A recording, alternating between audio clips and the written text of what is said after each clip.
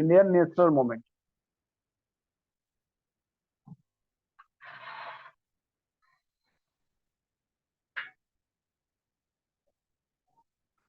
Generally এটা 1857 থেকে শুরু করে 1947 অব্দি। ঠিক আছে, 1947 অব্দি। তার মধ্যে ফার্স্ট টপিক ছিল রিভোল্ট অফ 1857, যেটা আমরা কমপ্লিট করে দিয়েছি। ঠিক আছে, নেক্সট যে টপিক হবে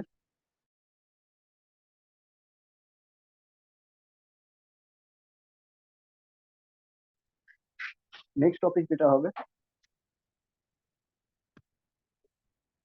economic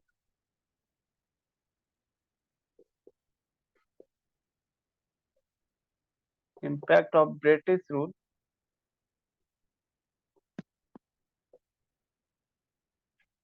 on Indian economy।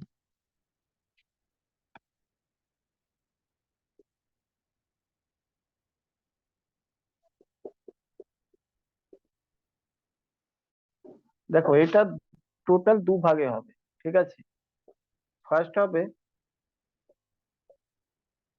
Indian economy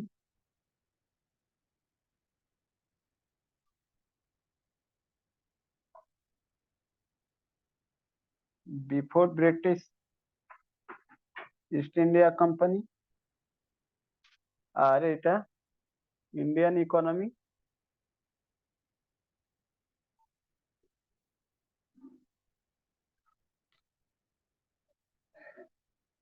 during British rule. ঠিক আছে, ব্রিটিশ রুল সময় ইন্ডিয়ান ইকোনমি কি অবস্থা ছিল, ব্রিটিশ আসার আগে ব্রিটিশ আসার আগে ইন্ডিয়ান ইকোনমিকে কিরকম অবস্থা ছিল। ঠিক আছে, এই দুভাবে আমরা দেখে দেবো, তাহলে এখানে বুঝতে পারবো কি এর উপর যেটা রয়েছে এর উপর ইম্প্যাক্ট পড়বে। ঠিক আছে, ইম্প্যাক্ট এখানে ব্রিটিশের ইম্প্যাক্ট, এখানে ব্রিটিশ ইস্ট ইন্ডিয়া কোম্পানির ইম্প্যাক্ট এখানে পড়বে, আর এখান থেকে এটা আমরা পাবো রেজাল্ট। বুঝলে কিনা, এটা রেজাল্ট পাবো Indian economy during British rule.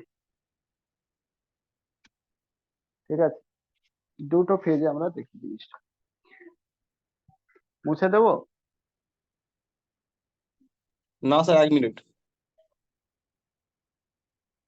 ঠিক আছে।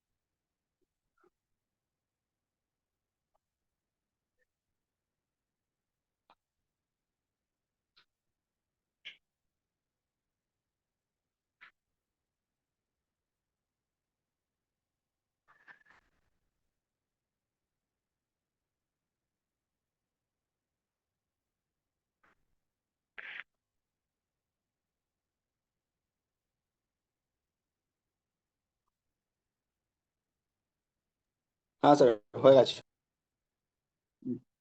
আচ্ছা, বিফোর মানে ব্রিটিশ আগে, before British came to India, তার আগে ইন্ডিয়ান ইকোনমি কি রকম ছিল?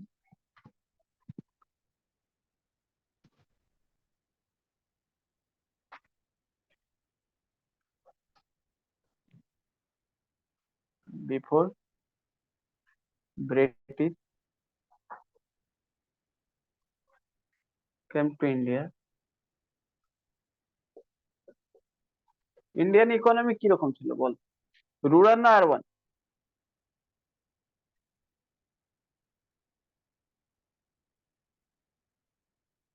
ইন্ডিয়ান ইকোনমি রুরাল না আরবান?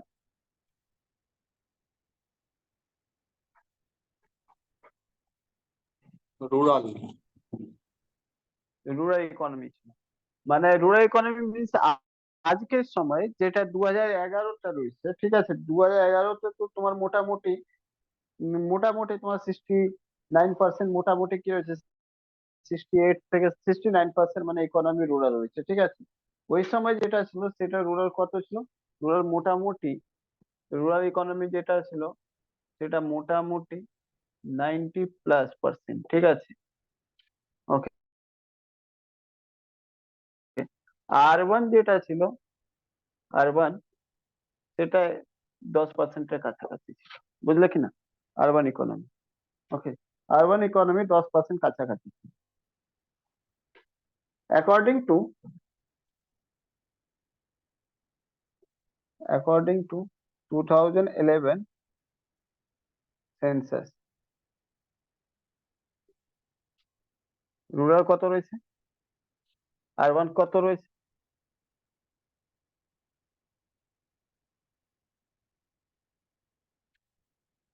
68.9% পপুলেশন, ঠিক আছে, পপুলেশন।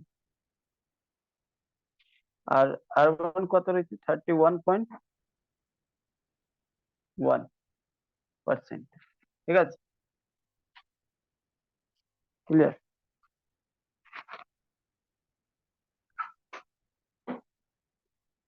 এটা মানে কি? এটা পপুলেশন, ঠিক আছে, population.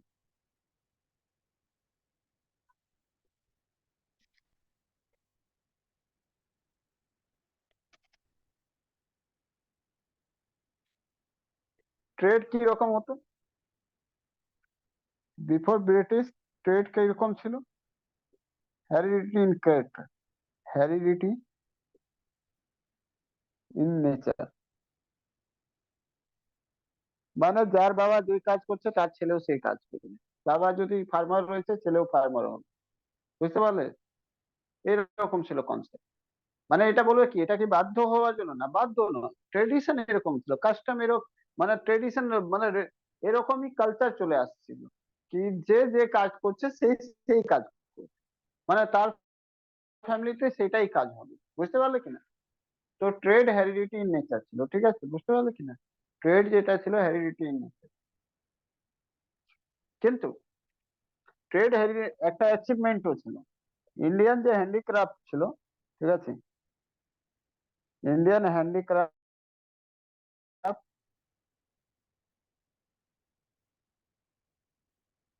And handloom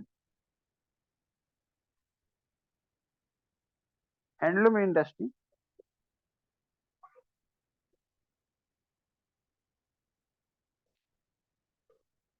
famous in the world, ঠিক আছে। সাথে সাথে ইন্ডিয়ান জুট ইন্ডাস্ট্রি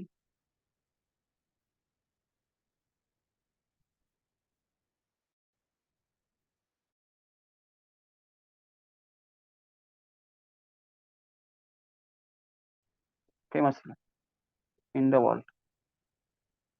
আজকের সময় at present West Bengal rank 1 রয়েছে, ঠিক আছে, র্যাঙ্ক 1 ইন ইন্ডিয়া, বুঝলে কিনা? ওয়েস্ট বেঙ্গল র্যাঙ্ক 1 রয়েছে জুট ইন্ডাস্ট্রি।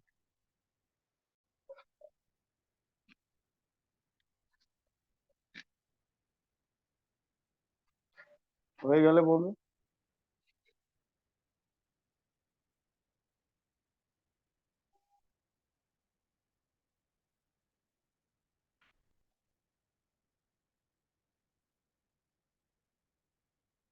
স্যার ওপরটা। হুম। এছাড়াও বিফোর ব্রিটিশ ইন্ডিয়াতে কি ছিল? বিফোর ব্রিটিশ ইন্ডিয়াতে cotton and silk industry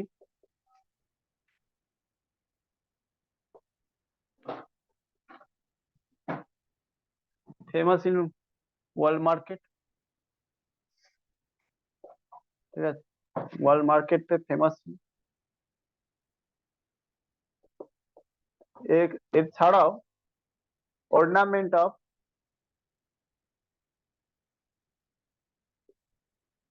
of elephant,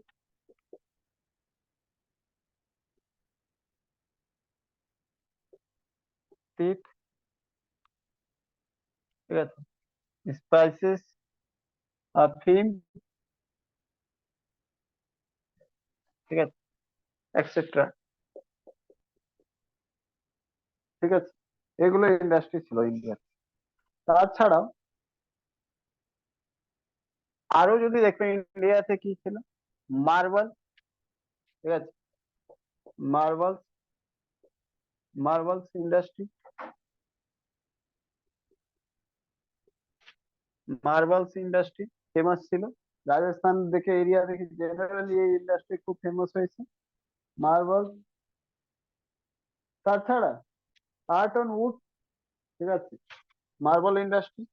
এছাড়া art on would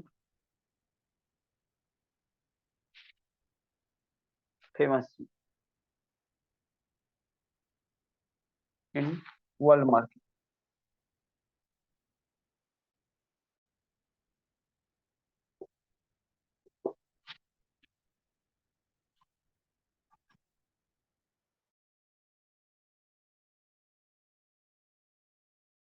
clear?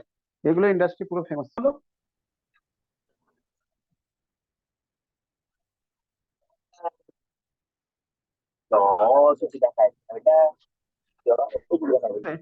Mute করে নাও, দেবেন তো মিউট করে নাও। 1600 এডিতে British East India company, British East India, Deben তো মিউট করে নাও।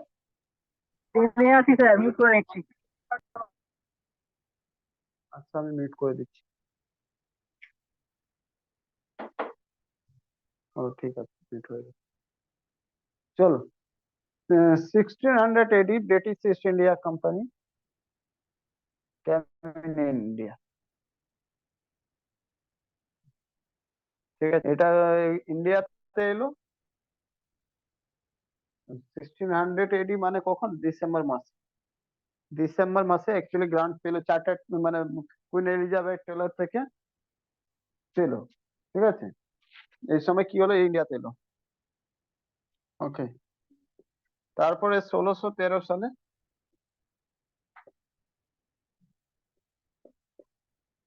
Set up first permanent factory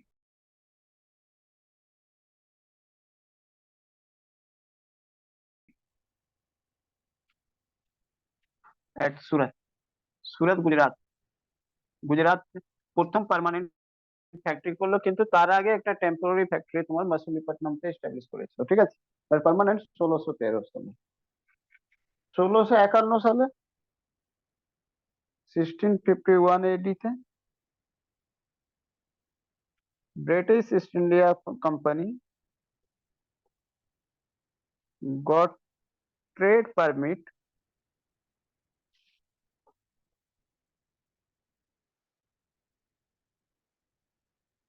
in Bengal from Shahjahan. Shahjahan থেকে বেঙ্গল থেকে কি পেলো? ট্রেড পারমিট পেলো। ঠিক আছে, স্টার্টিং তে কি হলো, ব্রিটিশ ইস্ট ইন্ডিয়া কোম্পানি থেকে মুঘল এম্পায়ার আর ইন্ডিয়ান রুলার ইন্ডিয়াতে, জেনারেলি ইন্ডিয়াতে খুব বেশি পরিমাণে কি হলো, গোল্ড এলো। ঠিক আছে, বুঝতে পারলে কিনা?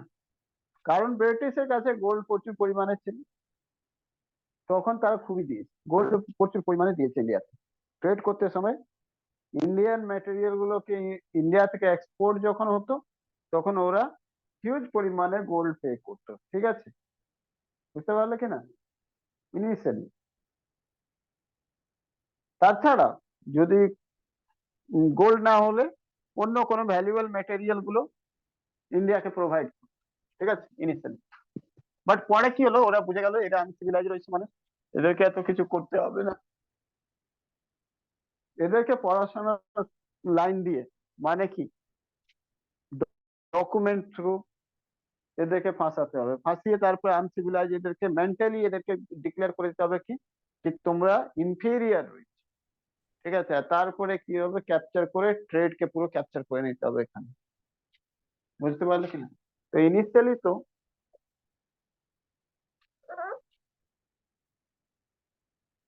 ইনিশিয়ালি যেটা হলো ফার্স্টের দিকে, মানে ইউরোপ থেকে, ইউরোপ মিন্স ইউরোপ থেকে ইন্ডিয়াতে কি হলো, গোল্ড এলো, gold and other valuable material. ঠিক আছে, বুঝলে কি না? এটা ইউরোপ মানে কি, বেসিক্যালি এটা ব্রিটেন থেকে, ব্রিটেন আর ব্রিটেনের কলোনি যতগুলো ছিল, ঠিক আছে, ওখান থেকে জেনারেলি ইন্ডিয়াতে কি এলো, গোল্ড এলো আর ভ্যালুয়েবল আদার ভ্যালুয়েবল ম্যাটেরিয়াল। কিন্তু তারপরে তারপরে কি হলো, লেটার টাইম কি হলো, ব্রিটিশ ব্রিটিশ কি করলো,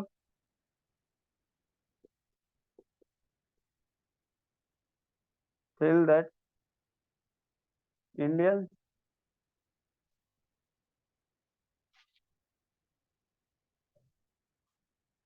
are uncivilized.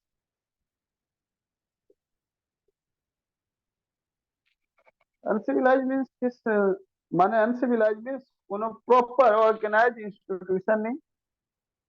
দেখো সিভিলাইজেশন কাকে বলে, একটা জিনিস, ছোট্ট একটা জিনিস, আমরা সিভিলাইজেশন জাস্ট আমরা পড়ে নি কি ইন্ডাস ভ্যালি সিভিলাইজেশন বা বৈদিক সিভিলাইজেশন আর ইজিপ্ট সিভিলাইজেশন যা কিছু পড়ি, কিন্তু সিভিলাইজেশন মানে সেটা হয়। সিভিলাইজেশন যেটা রয়েছে মানে এখানে সিভিলাইজ আর সিভিলাইজেশন মধ্যে তফাৎ রয়েছে। ঠিক আছে, সিভিলাইজেশন এখানে কি রয়েছে দেখো, জেনারেলি জেনারেলি যখন একজন মানুষ থাকবে, ওয়ান মানুষ থাকবে, তখন ওটা কোন রকম কিছু কমিউনিকেশন হবে হবে না। ঠিক আছে, যখনই দুটো মানুষ আসবে তখনই কি করবে, বাই ডাইরেকশনাল কমিউনিকেশন হবে। ঠিক আছে, যখনই এই বাই ডাইরেকশনাল কমিউনিকেশন হবে তখনই নিজের ইনফরমেশনটা শেয়ার করবে, শেয়ার করার পর তারপরে এরকমই অনেকগুলো মানুষ হয়ে যাবে যখন, ঠিক আছে, মোর দেন টু মানুষ হবে, তখন এরা কি করবে, ভার্টিক্যালি আর হরিজন্টালি কমিউনিকেশন করবে।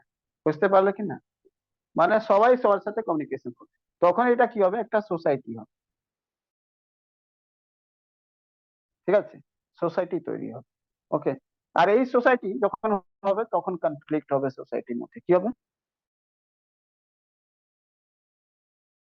কনফ্লিক্ট হবে হবে কনফ্লিক্টকে কন্ট্রোল করার জন্য ইনস্টিটিউশন হবে। ঠিক আছে, ইনস্টিটিউশন কারা তৈরি করবে, হ্যালো, ভুলে যাচ্ছে, বোর্ডে একটু লাইট রিফ্লেক্ট করছে স্যার, হ্যাঁ, একটু লাইট রিফ্লেক্ট করছে, লাইট লাইট। আচ্ছা, লাইট রিফ্লেক্ট করছে, ঠিক আছে, ব্ল্যাক কালার করে দিচ্ছি, ঠিক আছে।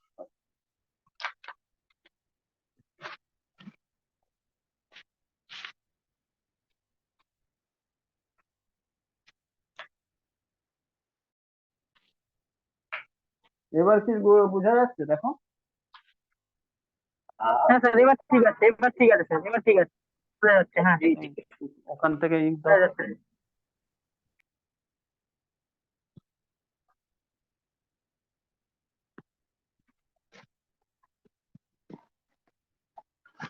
এক মিনিট, ব্ল্যাক কালি আমি ইট করে নিই, তাহলে হয়তো আর অসুবিধা থাকবে না।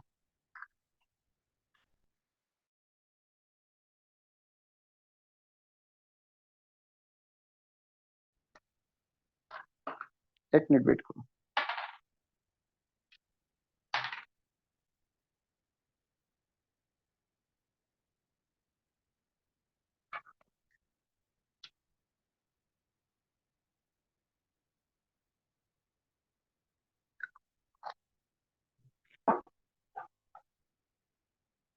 তাহলে কি বললাম, বললাম যখন যখন আমার কাছে দু থেকে বেশি জন, ঠিক আছে, দু থেকে বেশি মানুষ একসাথে কমিউনিকেট করবে তখন একটা সোসাইটি তৈরি হবে।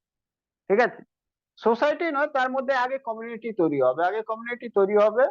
ঠিক আছে, এই একটা কমিউনিটি হলো, ঠিক আছে, একটা কমিউনিটি হলো এইরকম এইদিকেও, ঠিক আছে, এইরকম এইদিকেও অনেকগুলো মানুষ আসবে। ঠিক আছে, একটা আরো কমিউনিটি হলো, ঠিক আছে, কমিউনিটি, বুঝলে কিনা? তাহলে কি বললাম, দুটো কমিউনিটি হলো।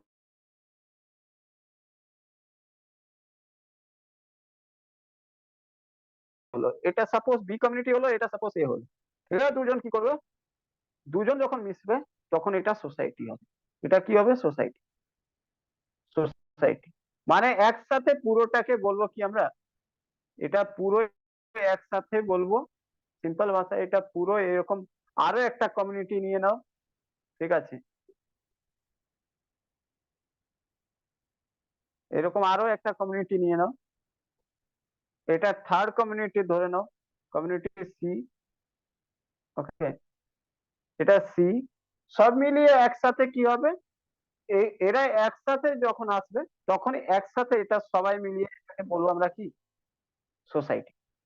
আর সোসাইটি যখন তৈরি হয়ে যাবে, ঠিক আছে, তখন কি হবে দেখো, দুটো জিনিস হতে পারে। এই কমিউনিটির মধ্যে যারা মেম্বার হবে তাদের মধ্যে নিজের মধ্যে কনফ্লিক্ট হবে, এর মধ্যে যারা কমিউনিটি সি হবে তার মধ্যে নিজেদের মধ্যে কনফ্লিক্ট থাকবে, এই যে বি কমিউনিটি রয়েছে এর মধ্যে নিজেদের মধ্যে কনফ্লিক্ট হবে, তারপরে একটা ইউনাইটেড কনফ্লিক্ট হতে পারে এই দুজনের মাঝে। আবার এই দুজনের মাঝে ইউনাইটেড একসাথে পুরো কমিউনিটি নিজেদের মধ্যে কনফ্লিক্ট আছে, কিন্তু আবার এটাই একসাথে একটা পার্টিকুলার একটা সেট অফ গোল হবে যেটা এর সাথে ম্যাচ করবে না, তার জন্য এই দুজনের মধ্যে কনফ্লিক্ট হতে পারে। আবার এমনও হতে পারে কি ওয়ান সাইডের দুজন হয়ে যেতে পারে, একজনকে কমিউনিটিকে সাইড করে কনফ্লিক্ট করতে পারে, তখন হয়তো এর সাথে ইনজাস্টিস হয়ে যাবে, কারণ এটা দুটো বড় কমিউনিটি একটা ছোট community means majority dominant minority. বুঝতে পারলে কিনা, মেজরিটি ডমিনেন্ট মাইনরিটি, মাইনরিটিকে ডমিনেন্ট করবে। তো সেই কেসটা কি করা হবে, সেই জন্য এই সোসাইটি থেকে যখন সোসাইটি যখন থাকবে তখন কনফ্লিক্ট এটা 100% রয়েছে, কনফ্লিক্ট হবে। কনফ্লিক্ট যখন হবে তো এই কনফ্লিক্ট কন্ট্রোল করার জন্য, এটাকে কন্ট্রোল করার জন্য কি করতে হবে, এটাকে কন্ট্রোল করার জন্য ইনস্টিটিউশন ইনস্টিটিউশন ইনস্টিটিউশন লাগবে। ইনস্টিটিউশন মধ্যে কি লাগবে, অথরিটি লাগবে, অথরিটি থাকবে, ঠিক আছে, অথরিটি থাকবে, বুঝলে। আর এই অথরিটি যে অথরিটি এমনি এমনি কিছুই হবে না, অথরিটির কাছে কি থাকবে, পাওয়ার থাকবে, ঠিক আছে। আর এই পাওয়ার কারা দেবে, এই পাওয়ার দেবে এই সোসাইটি। বুঝতে পারলে কিনা, এই সোসাইটি দেবে পাওয়ার কাকে, অথরিটিকে। অথরিটি কি কোথায় কাজ করবে, ইনস্টিটিউশনকে। ইনস্টিটিউশনের কাজ কি হবে, কন্ট্রোল করার কি, কনফ্লিক্ট কোথাকার, সোসাইটি। বুঝতে পারলে কিনা, এটা মেইন সিস্টেম। যখন যেখানে এই সিস্টেম পুরো হবে সেই সেই সোসাইটি, সেই সোসাইটিকে আমরা বলবো সিভিলাইজ সোসাইটি। বুঝতে পারলে কিনা, সেই সোসাইটিকে বলবো আমরা সিভিলাইজ সোসাইটি। যদি এটা না হয়, যদি এটা না হয় প্রপার, এবার দেখো দুটো বে দিয়ে এটা কাজ হবে। Institution different kind of institution হবে, একটা হবে সফট ইনস্টিটিউশন, একটা হবে হার্ড ইনস্টিটিউশন। সফট ইনস্টিটিউশন কি হবে, এখানে এডুকেশন প্রোভাইড করবে, ঠিক আছে। আর একটা হার্ড ইনস্টিটিউশন কি হবে, সবকিছু প্রোভাইড করে দেওয়ার পরেও যদি তারপরেও কনফ্লিক্ট হয় তো হার্ডলি তার সাথে, মানে যেমন পুলিশ ল অ্যান্ড অর্ডার আছে, তারা এসে ল অ্যান্ড অর্ডার এসে এটাকে ঠিক করবে, কন্ট্রোল করবে। আর সফট কি রয়েছে, সেটা সোশ্যাল এম্পাওয়ারমেন্ট করবে, economically, educationally, religious mindset, religious যারা রয়েছে, ফিলোসফার রয়েছে, তারা সোসাইটিকে, মানে সোসাইটির মধ্যে কিছু পজিটিভ থিংস দেবে যাতে কি হবে, এদের মধ্যে কনফ্লিক্ট না হয়। তারপরেও যদি কনফ্লিক্ট হয় তার জন্য অথরিটি রয়েছে। তো ইন্ডিয়ার মধ্যে কি, ইন্ডিয়ার মধ্যে সেই সময় পর্যন্ত বেসিক্যালি হার্ড ইনস্টিটিউশন তো ছিল, সফট ইনস্টিটিউশন ছিল। Soft institution means education proper ভাবে ছিল না, ইকোনমিক্যাল ইমব্যালেন্স ছিল, ইকুয়ালিটি ছিল না, ঠিক আছে। এইগুলো জিনিস যেহেতু ছিল না, তো মোটামুটি তুমি বলতে পারো সোসাইটি যেটা ছিল আনসিভিলাইজ, ঠিক আছে। তাই তো ব্রিটিশ কি করলো 1813 সালে এখানে খ্রিস্টানকে এন্ট্রি দিল, এন্ট্রি দিয়ে বললো কি এদেরকে ইনলাইটমেন্ট করতে হবে। বুঝতে পারলে কিনা, সফট ইনস্টিটিউশন মানে ডকুমেন্ট থ্রু কোনো প্রপার একটা ইউনিভার্সাল ল সেটা ছিল না, সেই কারণেই ব্রিটিশ এটা ফিল করলো কি ইন্ডিয়ান আর। বুঝতে পারলে কিনা, হ্যালো, এটা বোঝা গেল কি?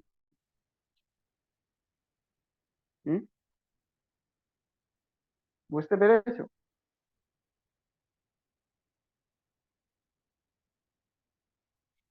যখন দেখে নিল কি আনসিভিল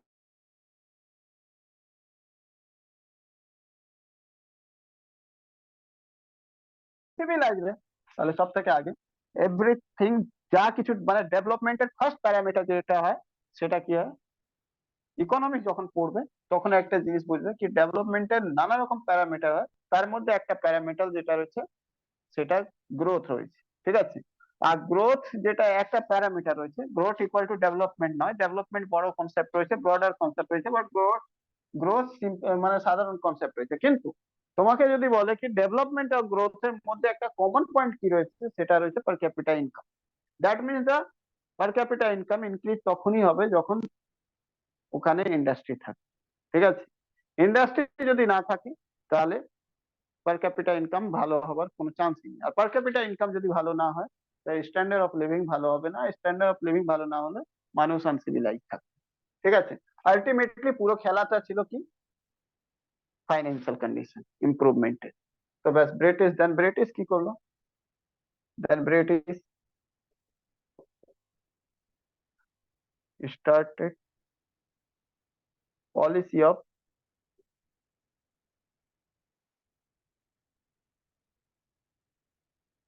deindustrialization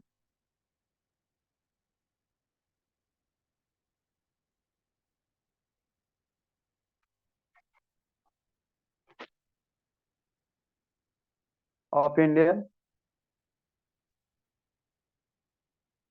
industry। ঠিক আছে?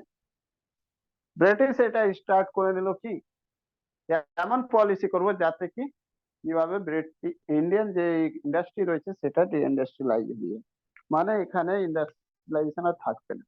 মানে উল্টো দিকে এটা, এদিকে ইন্ডিয়াতে ইন্ডিয়াতে বললো কি ডিইন্ডাস্ট্রিয়ালাইজ করব, ইন্ডিয়াতে পলিসি ছিল ডিইন্ডাস্ট্রিয়ালাইজ, ইন্ডাস্ট্রিয়ালাইজ। ঠিক আছে? এখানে ডিইন্ডাস্ট্রিয়ালাইজ করলো, আর এদিকে উল্টো ইংল্যান্ডে কি করলো? ইংল্যান্ড তখন ইন্ডাস্ট্রিয়ালাইজেশন শুরু হলো।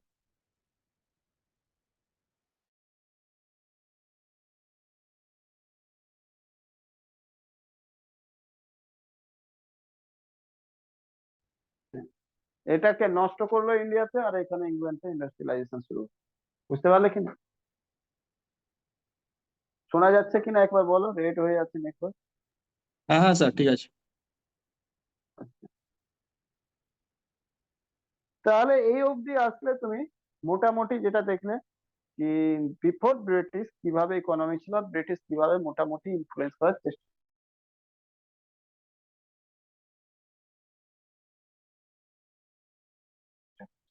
ঠিক আছে? কিভাবে করলো? টোটাল 7 প্যারামিটার, বেসিক প্যারামিটার রয়েছে যেটি ইন্ডিয়ান ইকোনমিকে ইনফ্লুয়েন্স করার কাজ ব্রিটিশ এম্পায়ার করলো। ঠিক আছে? তো তুমি এটা লিখতে পারো। বেসিক্যালি মেন 7 পয়েন্ট রয়েছে। ঠিক আছে? তো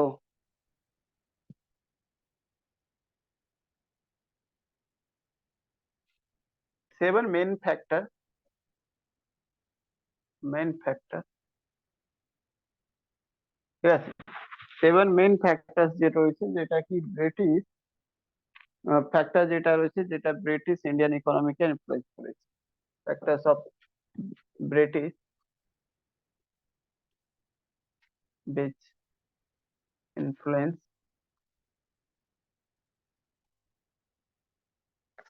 Indian economy।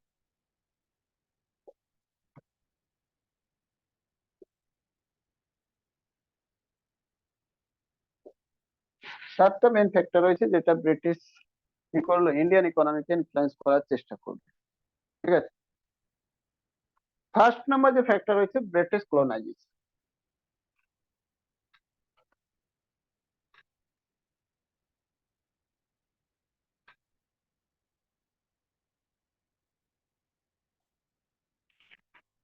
First number factor রয়েছে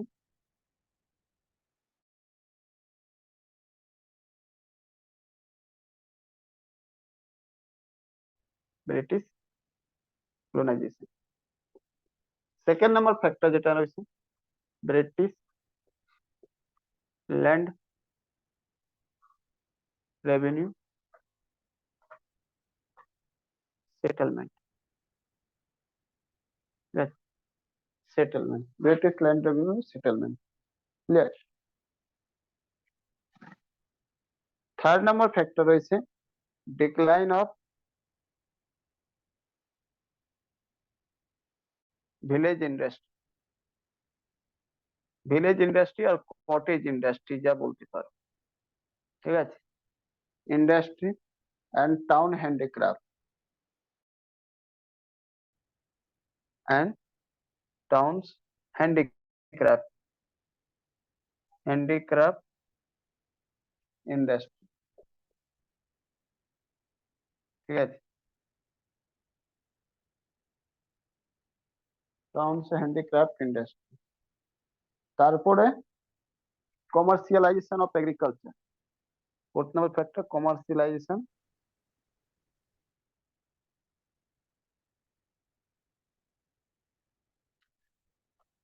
of agriculture,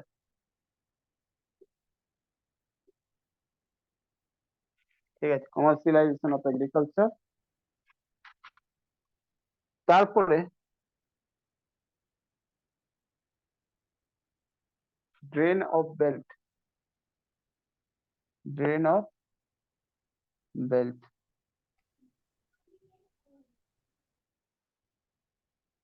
theory,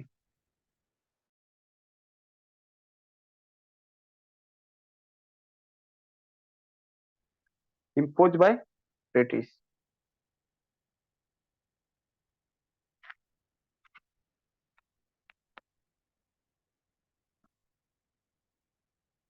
Poverty and famine, famine। তারপরে 7 নম্বর ফেমাইন, পভার্টি এন্ড ফেমাইন যেটা ছিল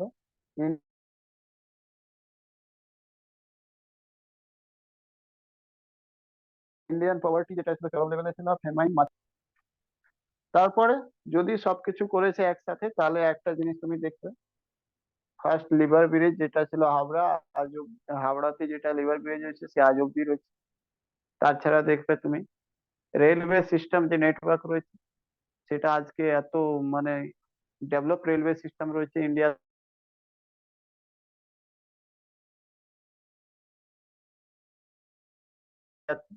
সেটা ব্রিটিশের রয়েছে, মানে ট্রান্সপোর্টেশন ট্রেড সিস্টেমতে পুরো ইস্টাবলিশমেন্ট ইনফ্রাস্ট্রাকচার যে ডেভেলপ করেছে ব্রিটিশ, সেটা ইন্ডিয়ান মানে ইন্ডিয়ার গভর্নমেন্ট তারপরে 70 ইয়ার মধ্যে করতে পারেনি যেটা ওরা করে গেছে, ঠিক আছে, বুঝলে। তো বলতে পারো ইকোনমিক ডেভেলপমেন্ট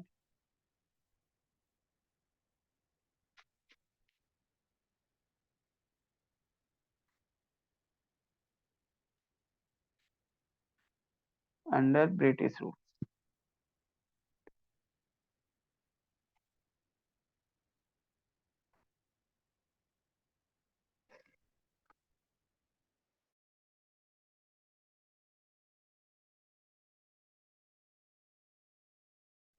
ঠিক আছে, ইন ইন্ডিয়া।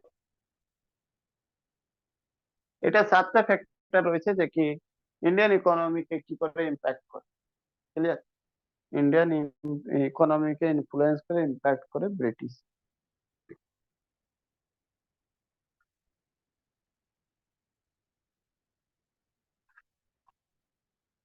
হয়ে গেলে বলবে। হয়ে গেছে আমার স্যার।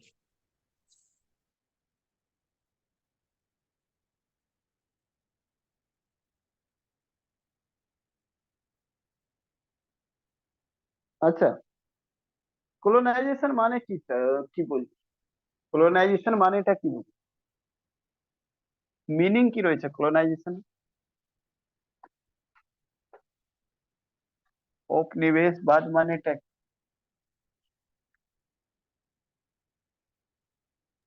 অন্য কোনো জায়গা থেকে এসে অন্য কোনো জায়গায় গিয়ে বসতি স্থাপন করা এবং সেখানে ধীরে ধীরে সবকিছু গড়ে ওঠা আর কি। দেখো বেসিক্যালি কলোনাইজেশনের মিনিং যেটা রয়েছে বেসিক্যালি কলোনাইজেশনের যে মিনিং রয়েছে সেটা এটা রয়েছে, মিনিং রয়েছে কি বিকার কান্ট্রিকে স্ট্রঙ্গার কান্ট্রি যারা রয়েছে, স্ট্রং কান্ট্রি যারা রয়েছে বিকার কান্ট্রিকে কি করবে, টেক ওভার করে নেবে, বুঝলে? বুঝতে পারলে না? Yes no? To take over weaker country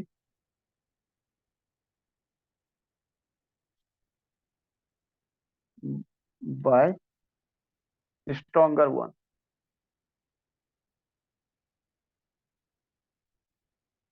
ঠিক আছে, স্ট্রঙ্গার যে কান্ট্রি হবে সেটা weaker কান্ট্রিকে টেক কভার করবে, বুঝলে কিনা? কিভাবে? স্ট্রঙ্গার ওয়ান ইকোনমিক্যালি আর স্ট্রঙ্গার কান্ট্রি ইকোনমিক্যালি, বুঝলে? অন্যভাবে কলোনাইজেশন এস্টাবলিশ করা মুশকিল।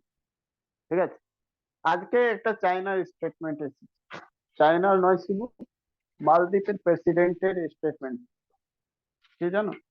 ইলেকশন যেটা মালদ্বীপের প্রেসিডেন্ট যে ইলেকশন জিতেছে তখন একটা প্রোপাগান্ডায় এটা ছিল কি ব্রিটিশ আমাদের সভরেনিটিকে হার্ম করছে, সরি ব্রিটিশ বলছি, ইন্ডিয়া আমাদের সভরেনিটিকে হার্ম করছে। ঠিক আছে, তো আমি ইন্ডিয়া থেকে যে সভরেনিটি রয়েছে সেটাকে আমরা বাঁচানোর চেষ্টা করছি, তাই জন্য ইন্ডিয়ার এগেনস্টে সেন্টিমেন্ট দিয়ে তারপরে ইলেকশনে এলো, ইলেকশনে আসার পর জিতেও গেল। ঠিক আছে, মালদ্বীপে যে প্রেসিডেন্ট রয়েছে আজকে সময়, আজকে এক সপ্তাহ ধরে একটা ঘটনা লক্ষদ্বীপ নিয়ে ঘটনা ঘটেছে। মোদি ওখানে গেল আর গিয়ে একটু স্নান টান করে তারপর কয়েকটা ছবি টবি পোস্ট করে দিল আর বললো ইন্ডিয়া মালদ্বীপ কেন যাচ্ছে, ইন্ডিয়ার জন্য মালদ্বীপ তো আমাদের লাক্ষাদ্বীপ রয়েছে। আর তারপরে বিশাল বড় বওয়াল কি হলো, মালদ্বীপের কয়েকটা ডেপুটি মিনিস্টার রয়েছে তারা উল্টো সিধা মানে কমেন্ট করে দিল, টুইটার উপর লিখে দিল, লিখে দেওয়ার পর তারপরে যাই হোক তাকে মানে রেজিগনেশন দিয়ে নিয়েছে তার থেকে।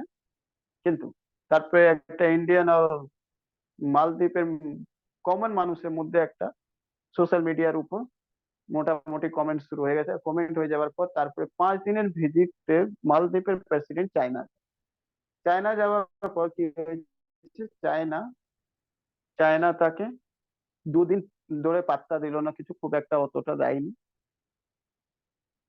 কারণ ও বুঝে গেছে চায়না চায়না এখানে বিগ জিও পলিটিক্স খেললো, কি সুযোগ এমন রয়েছে কি মালদ্বীপের হাত থেকে ইন্ডিয়াও চলে গেছে, আমার ছাড়া মালদ্বীপ আর বাঁচবেন।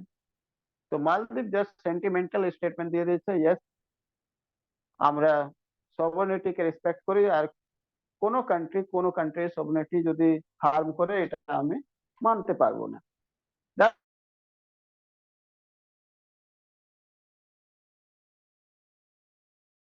মিনস ইনডাইরেক্টলি ইন্ডিয়াকে এটা বোঝানো চায় না, চেষ্টা বাফার স্টেট বলা হয়, মানে মালদ্বীপ হলো, বাংলাদেশ হলো, মায়ানমার হলো, এগুলো buffer state, Nepal buffer state হয়। এগুলোর কাজ কি থাকে, কি বার্গেনিং করার পাওয়ার বেশি থাকে, কিন্তু মালদ্বীপ আসলে জিও পলিটিক্সে বার্গেনিং করতে পারলো না। ঠিক আছে, ইন্ডিয়া থেকেও লস হয়ে গেল, চায়না থেকেও লস হলো, কি চায়নাও কোনো বিগ ডিল করলো না এর সাথে। ঠিক আছে, আলটিমেটলি বিগ ডিল না করে এবার চায়নার দিকে নিজেকে নিয়ে এলো। তো জেনারেলি আজকে বলবে কি সভরেনিটি কিভাবে হার্ম হলো, কিভাবে হার্ম হলো সভরেনিটি? সভরেনিটি এই জন্য হার্ম হলো কি ইন্ডিয়ান মালদ্বীপের ইকোনমিকে ধরে রেখেছে, বুঝলে কিনা? ইন্ডিয়ানস আর চায়না মোটামুটি ইকুয়ালি, ইন্ডিয়া একটু বেশি বাট চায়না একটু কম। টুরিস্ট ইন্ডাস্ট্রি সব থেকে বেশি, ট্যুরিজম যেটা রয়েছে মালদ্বীপ রয়েছে, ডিপেন্ড রয়েছে ট্যুরিজম ইন্ডাস্ট্রি। আর ইন্ডিয়ান আর চায়না মিলে যদি সব এক, ঠিক আছে, তো এই 3জন কান্ট্রি তার মধ্যে সব থেকে বেশি ইন্ডিয়া রয়েছে ট্যুরিজম ইন্ডাস্ট্রিকে প্রমোট করে। এবার ইন্ডিয়া যদি ওখান থেকে বেরিয়ে যায় তাহলে মালদ্বীপের কি অবস্থা হবে বুঝতে পারছো? ঠিক আছে, কারণ তুমি ভালো করে জানো কি Sri Lanka also provider tourist industry, মানে ট্যুরিজম ইন্ডাস্ট্রির উপর ডিপেন্ড করে শ্রীলঙ্কা। আর শ্রীলঙ্কা কোভিড টাইমে কি হলো সেটা সবাই বুঝতে পারে।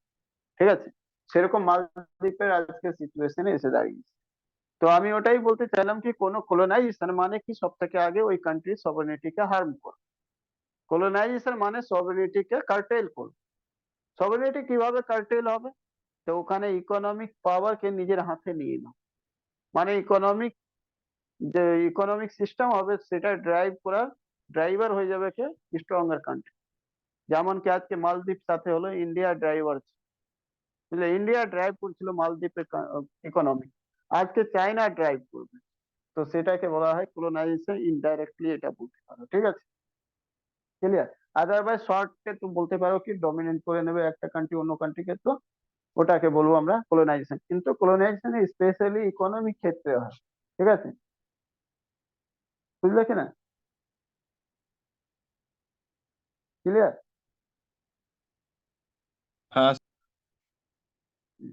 এর এক্সাম্পল একটা দেখে, ইন্ডিয়াতে এক্সাম্পল যদি দেখতে চাও কি কিভাবে মানে ইকোনমিক্যালি কিভাবে উইক হলো ইন্ডিয়া, তাহলে সব থেকে আগে তুমি বুঝবে 1757 আর 1764, এই দুটো সময় বড় বড় ঘটনা। কি ঘটনা হয় বলো তো? ব্যাটল অফ পলাশি আর বক্সার। পলাশি আর battle of Buxar. Battle of Buxar একটা বেশ মানে বেঙ্গলে হয়, একটা বিহারতে হয়, এটা পাটনাতে হয়, মুর্শিদাবাদে হয়। এটা ডিসিসিভ ভিক্টরি ছিল, ভিক্টরি। আর এটা কি ছিল?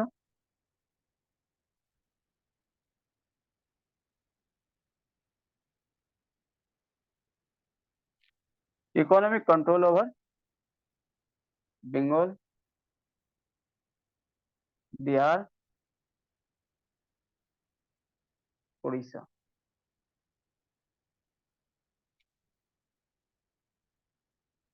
of British East India Company, British East India Company over Bengal, Bihar and Odisha, বুঝলে কিনা, মানে রেভিনিউ কন্ট্রোল হলো, দিবানি রাইট পেলো, মানে কি ব্রিটিশ গট দিবানি রাইট।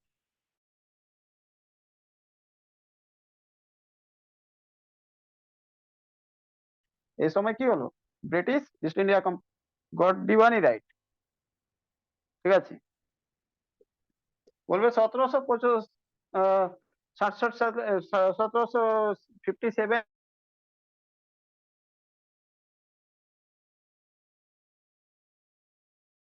কি হলো ব্যাটল অফ প্লাসিতে। তো এখানে হলো কি Brit enjoy trade in Bengal, trade in Bengal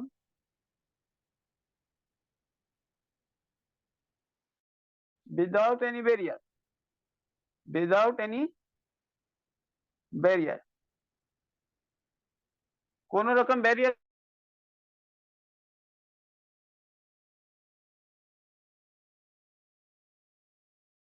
ছাড়াই, বুঝলে কিনা, বোঝা গেল কিনা।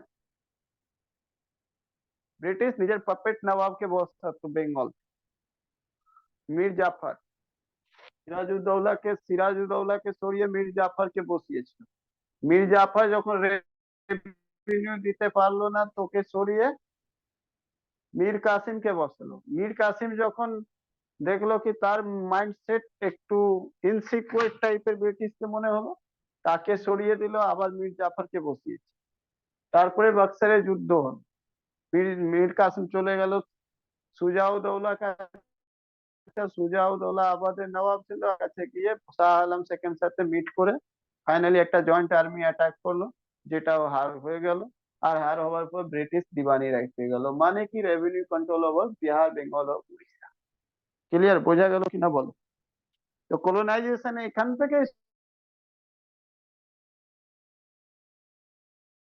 শুরু আসুক, বাক্সার যুদ্ধ থেকেই কলোনাইজেশন পাওয়ার মানে country, half of the country economic power control এসে গেল ব্রিটিশের কাছে। কারণ পুরো ইন্ডিয়া 3 ভাগে মাত্র ডিভাইডেড ছিল,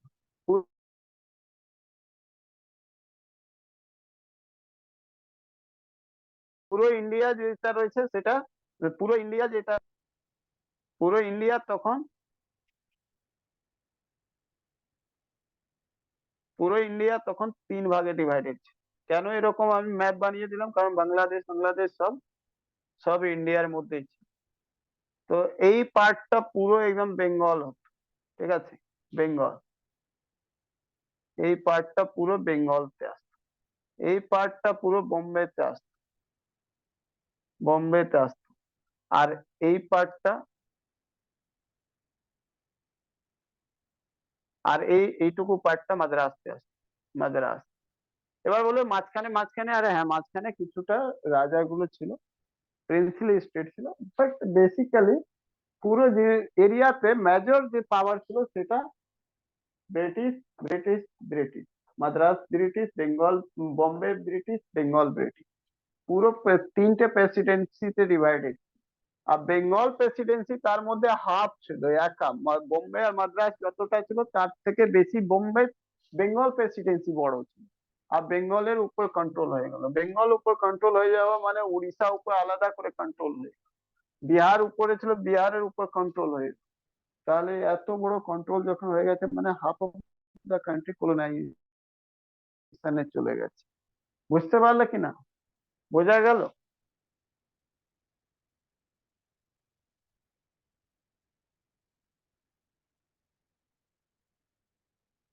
তাহলে এই ঘটনার পর, এই দুটো ঘটনার পর কি হলো?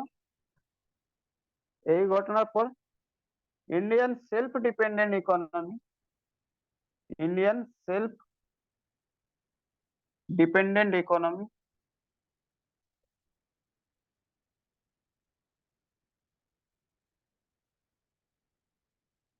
ইকোনমি কোথায় চলে গেল?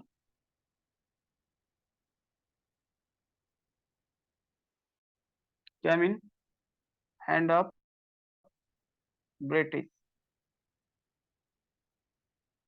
means colonial economy, colonial economy। বুঝতে পারলে? সেলফ ডিপেন্ডেন্ট যে ইন্ডিয়ান ইকোনমি ছিল সেটা কোথায় চলে গেল? ব্রিটিশের হাতে চলে গেল। মানে একটা কলোনিয়াল ইকোনমিতে ট্রান্সফর্ম হয়ে। Clear?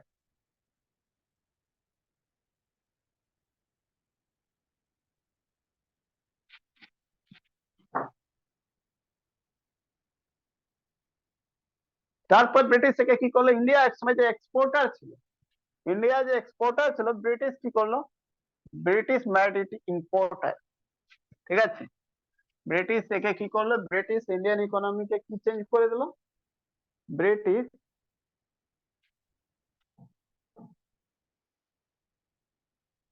Change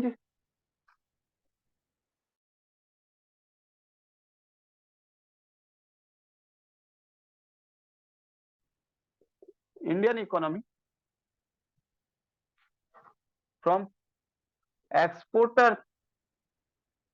to importer.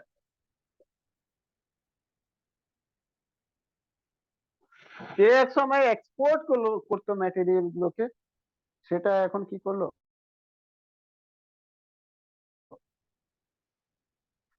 Importer বানিয়ে দিল। অন্য ভাষা, ইকোনমি ভাষায় এটাকে বলা যায় কি? ট্রেড ডেফিসিট কান্ট্রি বানিয়ে দিল। Trade deficit country. Trade deficit মানে হয় ইম্পোর্টার গ্রেটার দেন,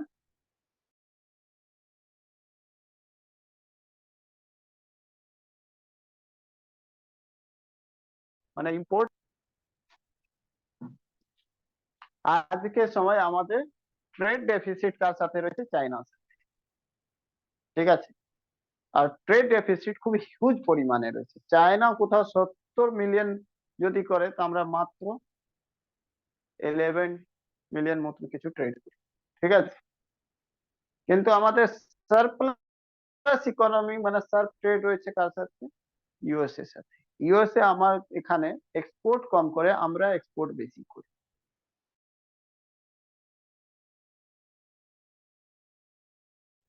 মানে আমরা ইউএসএ থেকে ইম্পোর্ট কম, এক্সপোর্ট বেশি করি। ওই জন্য কিছুদিন আগে এসে ডোনাল্ড ট্রাম্প যখন এসেছিল,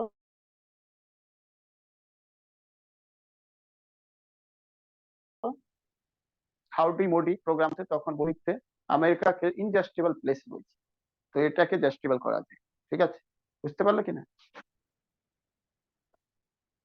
তো ইন্ডিয়ান ইকোনমি আমেরিকার সাথে সারপ্লাস ট্রেড এনজয় করে, বাট চায়নার সাথে ডেফিসিট ট্রেড এনজয় করে। মানে আমরা চায়না থেকে বেশি ইম্পোর্ট করি, কম এক্সপোর্ট করি। ব্রিটেন তখন এটাই ইন্ডিয়ান ইকোনমিকে করে দিল ট্রেড ডেফিসিট। মানে কি, ইম্পোর্ট বেশি করতে লাগলো বাইরে থেকে, মানে বাইরে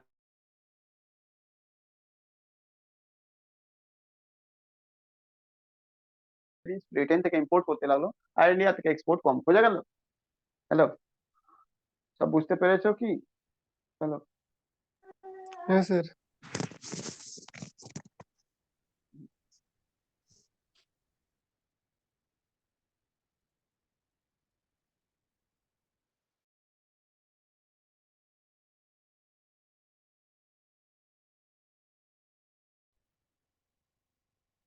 তাহলে আমরা কি হয়ে গেল, আমরা কি হলাম? we are Indian just export the raw material and import the final goods of London based product। বুঝলে কিনা?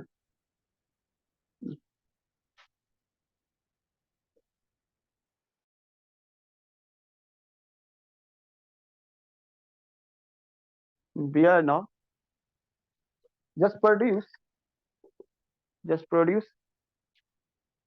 raw material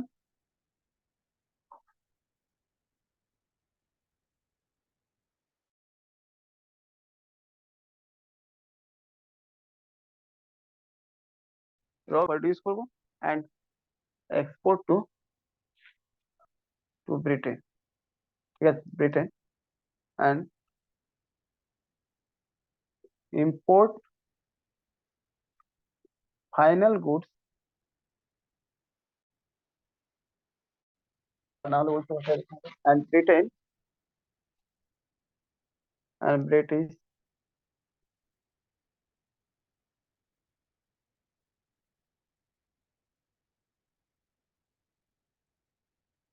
sell final goods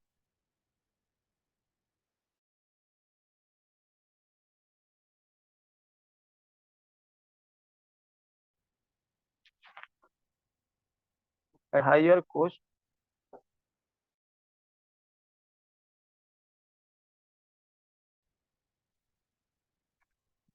Indian market।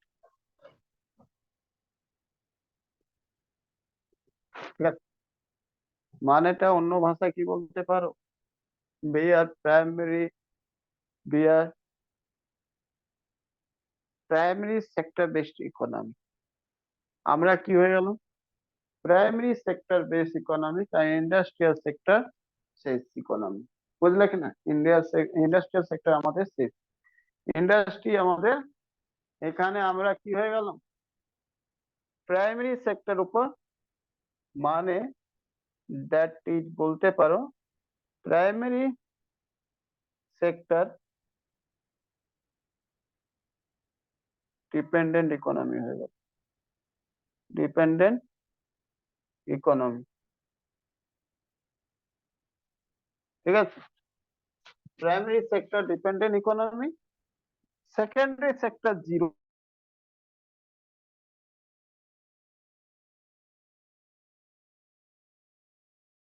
Economy. আচ্ছা, প্রাইমারি সেক্টর কাকে বলা হয় সেটা শুনে রাখো। প্রাইমারি মানে এগ্রিকালচার। প্রাইমারি সেক্টর মানে এমন ইকোনমি যে ইকোনমিতে আমরা নেচারকে ইউজ করি for production of the raw material, আর সেই র মেটেরিয়ালকে আমরা কি করি? ম্যানুফ্যাকচার করি ইন্ডাস্ট্রি। ঠিক আছে, মানে এটা হলো প্রাইমারি সেক্টর ডিপেন্ডেন্ট ইকোনমি। আর সেকেন্ডারি সেক্টর কি হলো? Secondary sector almost equivalent to zero. বুঝলে কিনা? Equivalent to zero. Secondary sector মানে ইন্ডাস্ট্রি, ইন্ডাস্ট্রি হয়ে গেল জিরো। ঠিক আছে, প্রাইমারি সেক্টর মানে র মেটেরিয়াল প্রডিউসিং ইন্ডাস্ট্রি আমাদের খুব ডেভেলপ করেছে। ঠিক আছে, সেই কারণেই রয়েছে কি, যখন ইন্ডিয়া ইন্ডিপেন্ডেন্ট হলো তখন ইন্ডিয়ান ইকোনমি প্রাইমারি সেক্টর উপর ডিপেন্ড ছিল। ঠিক আছে, আস্তে আস্তে ওটাকে রিফর্ম করে, নেহেরু খুব ভিজনারি মানুষ ছিল, আর ওর থেকেও ভিজনারি মানুষ কে ছিল? রাজীব গান্ধী।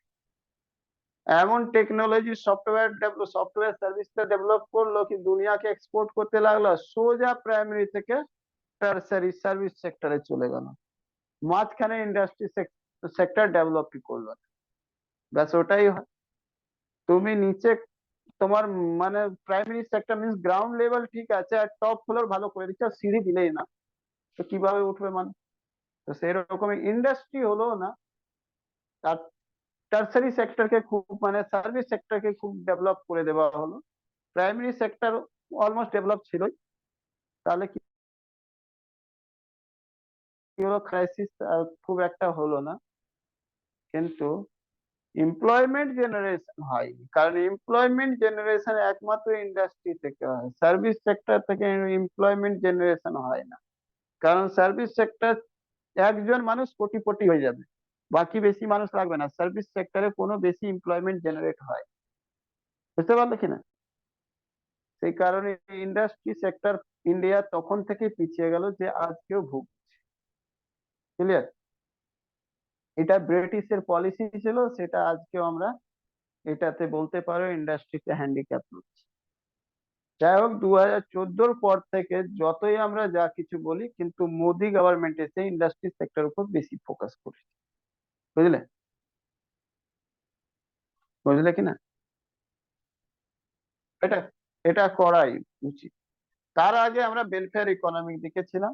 এবার ব্যাপারটা হবে, যদি কোশ্চেন আসে কি তাহলে কি তার আগের ইকোনমি কি খারাপ ছিল, বা আগের গভর্নমেন্ট কংগ্রেস গভর্নমেন্টের কি পলিসি খারাপ ছিল? না, সেই গভর্নমেন্টের পলিসি ঠিক ছিল, কারণ কি তখন পভার্টি চরম লেভেলে ছিল, ওয়েলফেয়ার ইকোনমি খুব দরকার ছিল। সেই জন্য সোশ্যালিস্ট ইকোনমি আর ওয়েলফেয়ার ইকোনমিকে আমরা ফলো করতাম বেসিক্যালি, টেন্ডেন্সি ছিল। তারপরে যখন মনমোহন সিং ফাইন্যান্স মিনিস্টার হলো, আর নরসিমহা রাও গভর্নমেন্ট 1991-তে প্রাইম মিনিস্টার হলো, তখন আমরা শুরু করলাম একটা লিবারাল মানে এলপিজি সিস্টেম। ঠিক আছে? লিবারালাইজেশন, প্রাইভেটাইজেশন আর গ্লোবালাইজেশন, কিন্তু তখন ইমপ্লিমেন্ট হয়নি। আস্তে আস্তে অটল বিহারী বাজপেয়ী টাইমে অল্পটা কিছু ইমপ্লিমেন্ট হয়েছে, মোদি এসে ফুলি ইমপ্লিমেন্ট করলো এলপিজি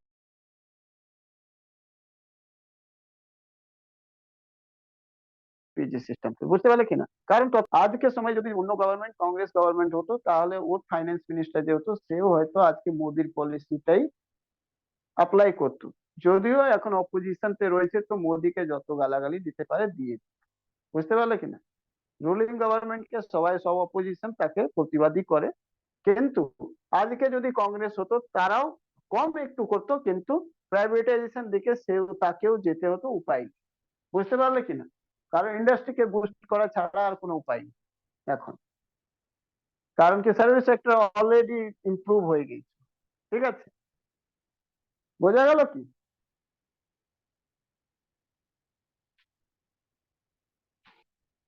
চলো নেক্সট।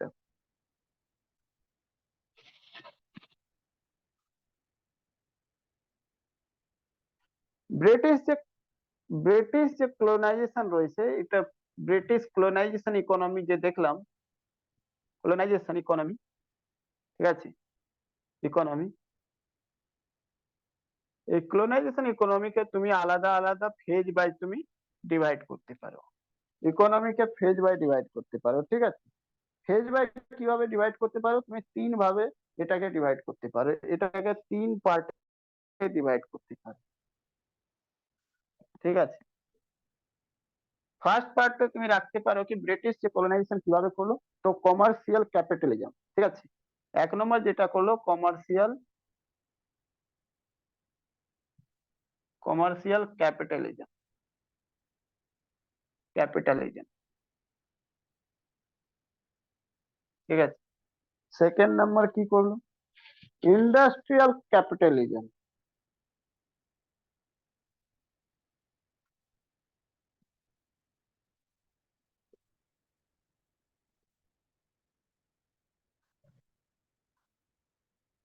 আর থার্ড ওয়ান যেটা হচ্ছে ফাইন্যান্সিয়াল ক্যাপিটালিজম।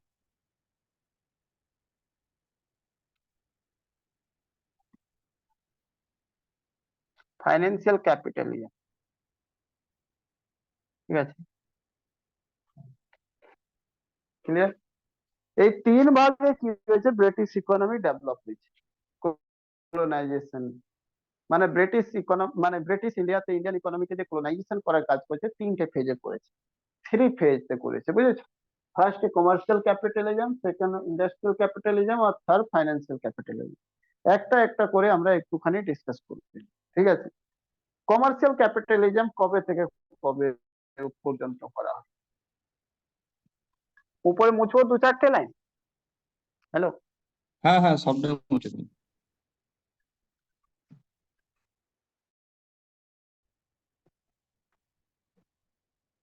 দেখো ফ্যাক্ট যে কোনো বই থেকে বা এমসিকিউ কোশ্চেন যখন দেবো তখন ফ্যাক্ট 19 পেয়ে যাবে, কিন্তু এই কনসেপ্টটা এমসিকিউ বইতে পাবে না, ঠিক আছে? কনসেপ্টটা দরকার।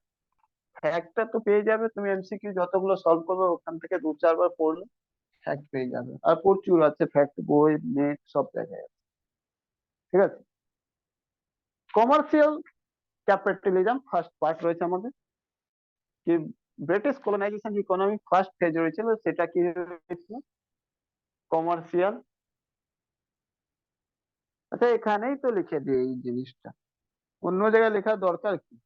1757 মানে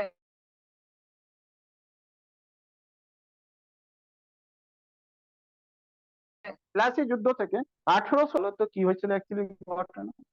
1717 সালে কি হয়েছিল? প্লাসি যুদ্ধ, তাই না? প্লাসি যুদ্ধের পর বেঙ্গলকে কি হলো বললাম, রেস্ট্রিকশন ফ্রি ট্রেড করতে পারলো। ক্লিয়ার? বোঝা গেল কিনা? হ্যালো, রেস্ট্রিকশন ফ্রি ট্রেড মানে nawab no impose any rule on British government আর ব্রিটিশ ইস্ট ইন্ডিয়া কোম্পানি। নবাব আর ব্যারিয়ার নয়, nawab became the supporter of the British East India Company because the maker of Nawab itself British East India। একটা ঘোষণা হলো বেঙ্গল, এটা কি মোহাম্মদ শাহ রঙ্গিলা বললো? হ্যাঁ বলো। আর এই যে ফ্রি ট্রেড এরিয়া ঘোষণা হলো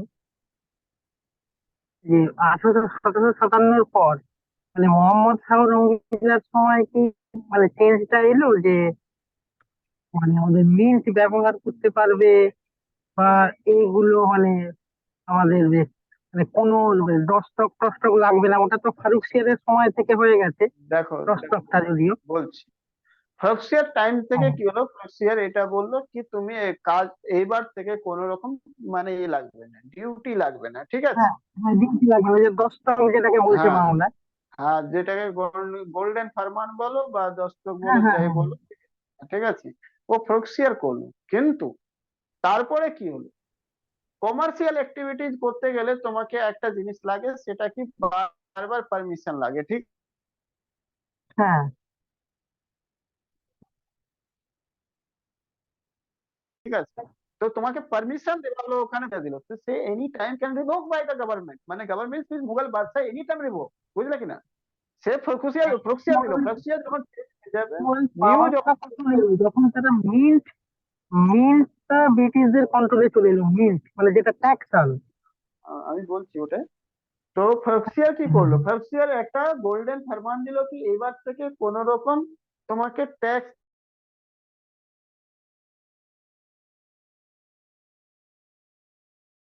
দিতে লাগবে না, তুমি এমনি করো বিজনেস, বুঝেছো? কিন্তু ফারুক যেটা আসবে, সে কি তাকে পাওয়ার দেবে কি দেবে না এটা তো জানা নেই, তাই না? সে তো শেষ করে দিতে পারে, মানে একটা ভয়ের কারণ ছিল, মানে ব্রিটিশ সভরেনিটি কাজ করছিল না, British East India company sovereign নয়, বাদশাহ মুঘল বাদশাহ সভরেন ইস্ট ইন্ডিয়া, বুঝলে কিনা? ক্লিয়ার কিনা? হ্যাঁ হ্যাঁ স্যার, হুম হুম হুম, হ্যাঁ হ্যাঁ স্যার। কিন্তু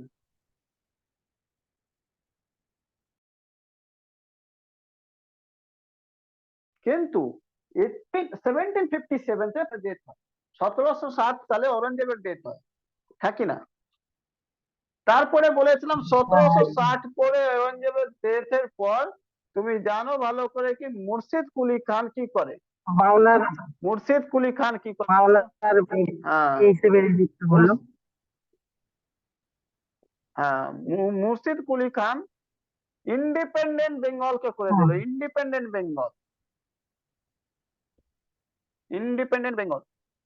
ওকে, মোহাম্মদ শাহ রঙ্গিলার টাইম, ঠিক মোহাম্মদ আছে? শাহ, হ্যাঁ মোহাম্মদ শাহ হ্যাঁ, ইন্ডিপেন্ডেন্ট বেঙ্গল হয়ে গেল, ইন্ডিপেন্ডেন্ট বেঙ্গল হয়ে গেল, বাট তার মানে কি Murshid Quli Khan nawab of Bengal became the sovereign ruler of Bengal, বুঝতে পারলে কিনা?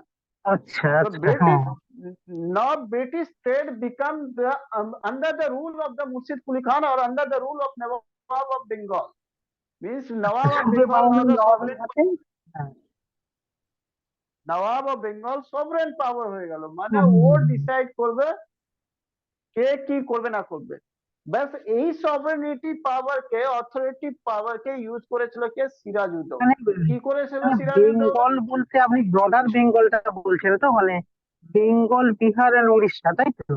নাকি শুধু বেঙ্গলটার কথা আপনি বলছেন? না না না, পুরো বেঙ্গলের নবাব যেটা ছিল, নবাব বেঙ্গলের নবাবই তো ডিসাইড করতো পুরো বেঙ্গল, তখন বিহার উড়িষ্যাকে, ঠিক আছে? আচ্ছা, মানে যেটা সুবে ক্লিয়ার? বাংলা বলে। আচ্ছা, ঠিক আছে। হ্যাঁ, হ্যাঁ, হ্যাঁ। হ্যাঁ হ্যাঁ। তো এইবার হলো কি, বেঙ্গলে যে নবাব রয়েছে সিরাজউদ্দৌলা 1757 তে সে ব্রিটিশের ফোর্টিফিকেশন কে স্টপ করতে হ্যাঁ, হ্যাঁ, হ্যাঁ, হ্যাঁ। বললো কোথায়? কলকাতাতে। আর ফ্রেঞ্চ কে মেনে নিল, কিন্তু কলকাতাতে ব্রিটিশ মানলো না, যার কারণে সিরাজউদ্দৌলা যেটা রয়েছে সেটা কাসিম বাজারকে ক্যাপচার করলো। ফোর্ট উইলিয়ামসে 146 জন ব্রিটিশ আর্মিকে একটা ছোট্ট কামরাতে বন্ধ করে দিল। তারপরে দুদিনের পর ওখানে কামরা মানে রুমটা খোলার পর দেখা যায় কি 123 আর্মি মেম্বার মারা, ব্রিটিশ আর্মি মেম্বার ডেথ হয়ে গেছে। এটাকে বলা হয় ব্ল্যাক হল ট্রেজেডি, কাল কোঠরি ঘটনা, ঠিক আছে? তারপরে কি হয়, এই এলিগেশন লাগিয়ে তারপরে সিরাজউদ্দৌলার উপর এই ঘটনার পরে ওখান থেকে কে চলে? মাদ্রাজ থেকে লর্ড ক্লাইভ। আর লর্ড ক্লাইভ আর মুনরো দুজনেই চলে, বাট অ্যাকচুয়ালি লর্ড ক্লাইভ এসে সিরাজউদ্দৌলার সাথে অ্যাটাক হয়, আর ফাইনালি সে অ্যাটাক সিরাজউদ্দৌলা হেরে যায়, কারণ মীর আলী জাফর লর্ড ক্লাইভ সাথে চলে যায়, ঠিক আছে? রায়দুল্লাহ লর্ড ক্লাইভ সাথে চলে যায়, যেটা সেনাপতি ছিল কার? মীর এর সিরাজউদ্দৌলা। মীর জাফর সেনাপতি ছিল, রায়দুল্লাহ মিনিস্টার ছিল। তারা ওর সাপোর্ট করে দেয় রবার্ট ক্লাইভের, আর রবার্ট ক্লাইভের সাপোর্ট করে দেওয়ার পর ফাইনালি হেরে যায় Sirajuddaula. Means first time nawab defeat hand of the British, বুঝলে কি না? Sovereign nawab of Bengal, sovereign nawab of Bengal means sovereign ruler, যে সভরেন রুলার ছিল, যার কাছে সভরেনিটি ছিল, first time harm the sovereignty. বুঝতে পারলে কিনা? সভরেনিটি হার্ম মানে কি? Actually colonization of economic started by the British East India company over Bengal. বুঝতে পারলে কিনা? ওভার বেঙ্গল মিন্স মোটামুটি তখন বেঙ্গল করলো, আর officially got the diwani right Buxar, battle of Buxar. বুঝলে কিনা? বুঝে গেল? হ্যাঁ স্যার, হ্যাঁ, হ্যাঁ। আচ্ছা, এবার ব্রিটিশ কি হলো? ব্রিটিশের হাতে সবই ঠিক চলছিল। 1773 এখান থেকে দেখো 1757 বেঙ্গলের যে রুলার রয়েছে, সভরেন রুলার নবাব, তার সভরেনিটি ক্রাইসিস হলো, মানে ব্রিটিশের কাছে পাওয়ার চলে গেল। বেঙ্গলের নবাবকে এবার অ্যাপয়েন্ট কে করবে? ব্রিটিশ করবে, ঠিক আছে? Indirectly nawab now the favour of the British East India company. এতক্ষণ আগে নবাব যে হতো সেটা এগেন্স্ট হতো, এইবার নবাবের ফেভার হতে হবে, না হলে ব্রিটিশ ইস্ট ইন্ডিয়া কোম্পানি নবাবকে চেঞ্জ করে দেবে। বুঝতে পারলে কিনা? That means the nawab became the puppet of British East India company. এখান থেকে এই অবধি তো ঠিক চললো। 1773 সালের ব্রিটিশ ইস্ট ইন্ডিয়া, এখানে দেখো কি হলো, নবাব কি হলো, নবাব যেটা রয়েছে সেটা পাওয়ার কম হয়ে গেল, ব্রিটিশ ইস্ট ইন্ডিয়া কোম্পানির পাওয়ার কি হলো? বেড়ে গেল। আর এখানে এসে কি হলো? ব্রিটিশ ইস্ট ইন্ডিয়া কোম্পানির পাওয়ার কমে গেল, ঠিক আছে? কমে গেল, আর ব্রিটিশ ক্রাউনের পাওয়ার বেড়ে গেল। ব্রিটিশ ক্রাউনের পাওয়ার বেড়ে গেল কেন? কারণ কি, ব্রিটিশ ক্রাউন এর কাছে একটা অথরিটি বসিয়ে দিল, যার নাম হলো কোর্ট অফ ডাইরেক্টর। বুঝতে পারলে কিনা? মানে এবার কোম্পানির যে ব্রিটিশ ইস্ট ইন্ডিয়া কোম্পানি, তার সভরেনিটি শেষ করছে, কিন্তু কিন্তু ওভারঅল পুরো ব্রিটিশ সভরেন হয়ে গেল। বুঝতে পারলে কিনা? ওদের মধ্যে ইন্টারনাল ব্যাপার রয়েছে, সভরেনিটি crisis British East India company হয়েছে, কিন্তু আলটিমেটলি বেঙ্গলের নবাব শেষ হয়ে গেল 1725।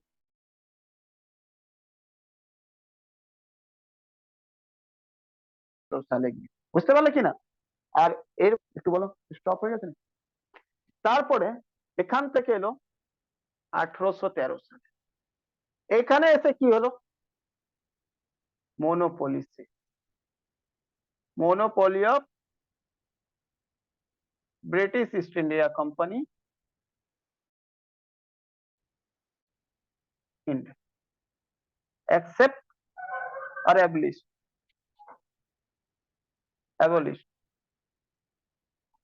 accept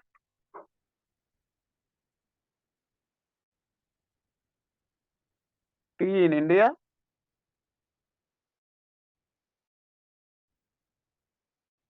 and trade with China. কিছু বুঝতে পারলে কনসেপ্টটা? মানে এখানে পুরোপুরি British East India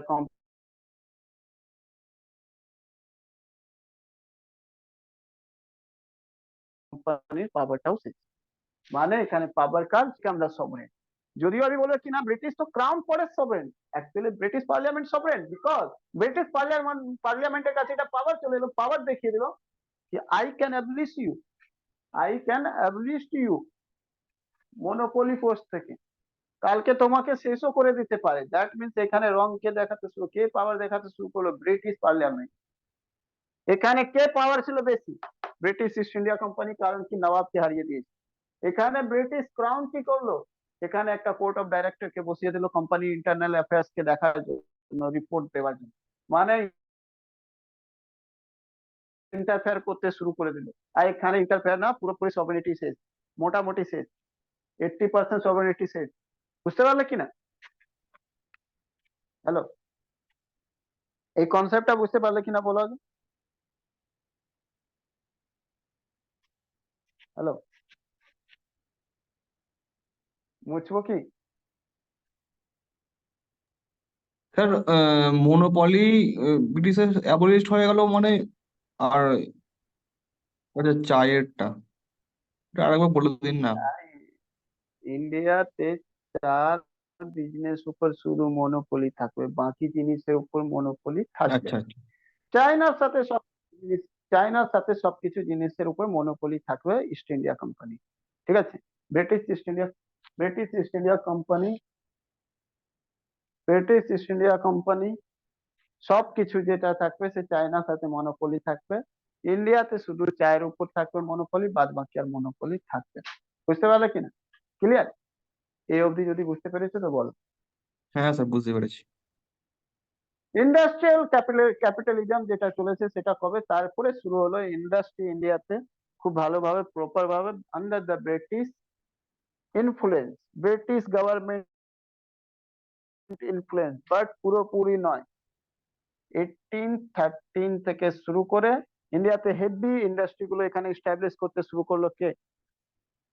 British government. 1858 অব্দি এটা চললো। ঠিক আছে? 58 আর 57 যা বলতে পারো। ঠিক আছে? আর তারপরে তারপরে যেটা ফেজ হলো সেটা পুরোপুরি ব্রিটিশ ক্রাউন এলো, যখন ফাইন্যান্সিয়াল ক্যাপিটালিজম ইন্ডিয়াতে এলো। মানে কি, ইন্ডিয়ান পুরো government under the British crown 1858 থেকে শুরু করে 1947 অব্দি। তো এইভাবে ব্রিটিশ ইকোনমিকে আন্ডার কলোনিয়াল সিস্টেমটা চালিয়ে গেছে। বুঝতে পারলে কিনা? তিনটে ফেজে ইকোনমিক, তিনটে ফেজে এগিয়েছে। বুঝতে পারলে কিনা? এটা বলতে পারো ফুলি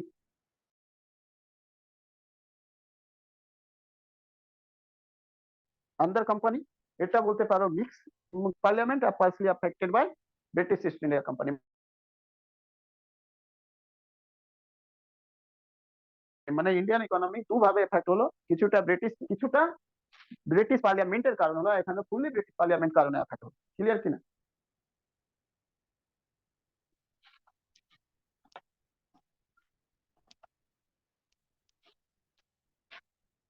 next, commercial capitalism.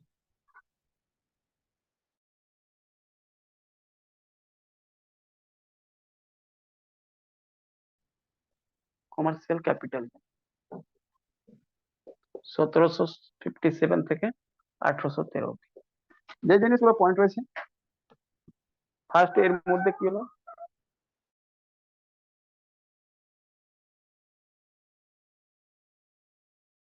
British start trade in Bengal, বেঙ্গলতে ট্রেড শুরু করলো। Okay, British East India company got monopoly, monopoly পেলো, কারণ কি 1813 অব্দি কোনো মনোপলি প্রবলেম হয়নি, তো মনোপলি প্রত্যেক 20 বছর পর পর দিয়ে চলে গেল। ঠিক আছে,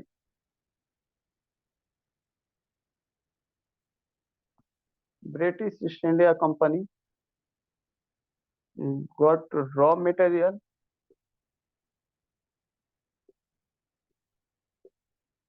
at low cost and sell finished product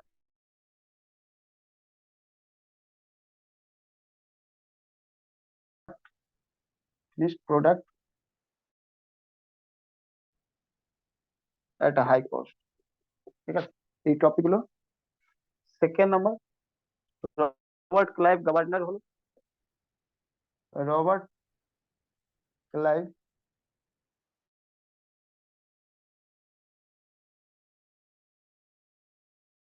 became the governor of Bengal, means political control, means political control over Bengal।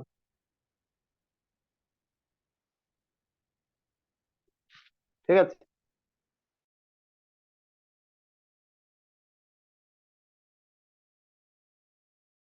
Political control over Bengal, বুঝলে কি? কন্ট্রোল বোঝা গেল কিনা বলো?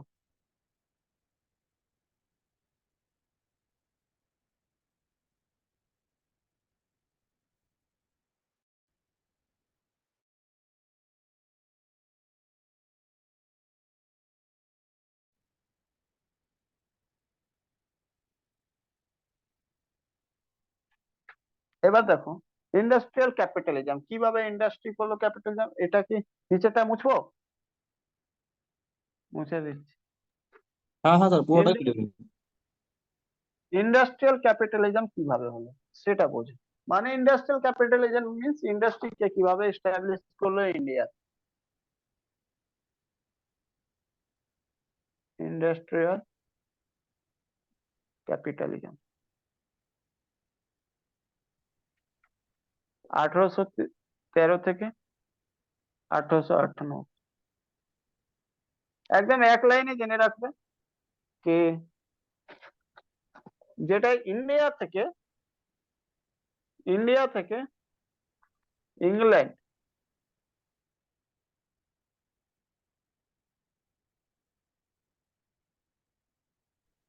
ইংল্যান্ড এক্সপোর্ট হতো। ঠিক আছে, কি হতো? এক্সপোর্ট করা হতো। ওকে, ফাইনাল গুডস, ইন্ডাস্ট্রি থেকে ফাইনাল গুডস বেরোয়।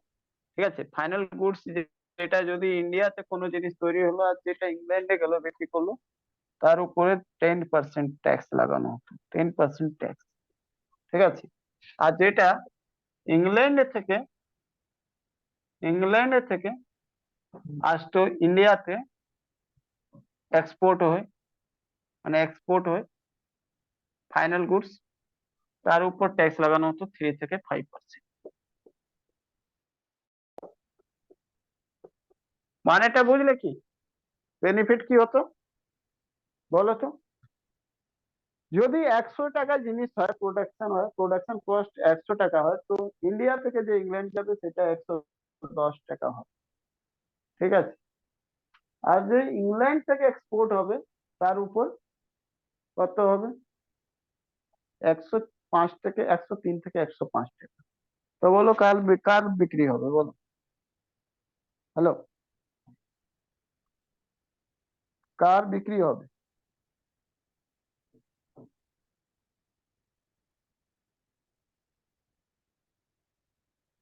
বেশি ইংল্যান্ডের প্রোডাক্ট বিক্রি হবে না ইন্ডিয়ান প্রোডাক্ট বিক্রি হবে? ইংল্যান্ডের দেখো দুটো প্রোডাক্টটা জিনিস, বেশি বিক্রি হবে। দুটো জিনিস আছে, ভালো করে বুঝবে। ট্যাক্সটা কম যেহেতু ওখানে। দুটো জিনিস,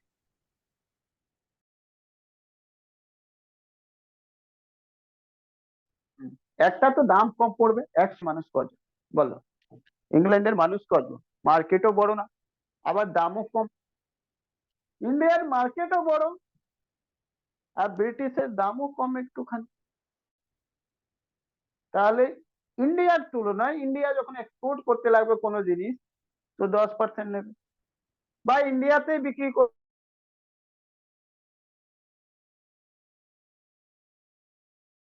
করবে 10% ট্যাক্স লাগবে। তো ইন্ডিয়ান জিনিস ইন্ডিয়াতে 110 জায়গায় যদি ব্রিটেনের জিনিস কিনো তাহলে 103 টাকা 105 টাকা পড়বে। তো ইন্ডিয়ানরাই কি করবে, ইন্ডিয়ান ইন্ডাস্ট্রিকে খারাপ করে দেবে। তখন কি দরকার আছে কেনার 110 টাকা দিয়ে? আজকেই তুমি দেখো, একটা প্লাস্টিক কিনতে ভালো লাগে, প্লাস্টিকের ব্যাগ কিনতে 5 টাকা দিয়ে ভালো লাগে, নাকি 50 টাকা দিয়ে জুটের ব্যাগ কিনতে ভালো লাগে বল? কাপড়ের ব্যাগ কিনতে ভালো লাগে? বলো প্লাস্টিকের ব্যাগ কিনবো, পুরো একদম পুরো কি হবে, কোনো রকম কিছু না, ও মানে ওয়াটার রেজিস্ট্যান্স হবে। আর কাপড়ের জিনিস কিনলে কি হবে, কয়েকজন কিনে বেশি জন, এত দাম দিয়ে কিনে কি দরকার, আলটিমেটলি রেজিস্টার ওয়াটার প্রুফও না। তো সেই কারণে ইন্ডিয়ান যে জিনিস হতো সেটা লেবার কস্ট, এই কস্ট ওই কস্টের কারণ, দাম তো এমনি প্রোডাকশন কস্ট বেশি হতো, উপর থেকে ট্যাক্সও বেশি। ইংল্যান্ডের যেটা জিনিস হতো সেটা ম্যানুফ্যাকচারিং ইন্ডাস্ট্রি থেকে মানে মেশিন দিয়ে হয়েছে, যে কারণে কস্ট এমনি কম, উপর থেকে ট্যাক্স কম। সেই হিসাবে ইন্ডিয়ান যেটা ফিনিশ প্রোডাক্ট সেটা বিক্রি হতে বন্ধ হলো, তার কারণ হলো কি, ইন্ডিয়ান ইন্ডাস্ট্রি গুলো শেষ হলো, ব্রিটিশ ইন্ডাস্ট্রি ক্যাপিটালাইজেশন বাড়লো। বুঝলে কিনা, ব্রিটিশ ইন্ডাস্ট্রিয়াল ক্যাপিটালিজম বাড়লো। বুঝলে কিনা, ক্লিয়ার, বোঝা গেল? এই প্রসেস, এই প্রসেসটাকে এখানে পয়েন্ট আউট করে তুমি লিখতে পারো যে ব্রিটিশ ক্যাপিটালিজম মানে কি, ডি ইন্ডাস্ট্রিয়ালাইজেশন। ঠিক আছে, ব্রিটিশ ক্যাপিটালিজম মানে কি, ডি ইন্ডাস্ট্রিয়ালাইজেশন ইন ইন্ডিয়া। ঠিক আছে, তো কি লিখবে,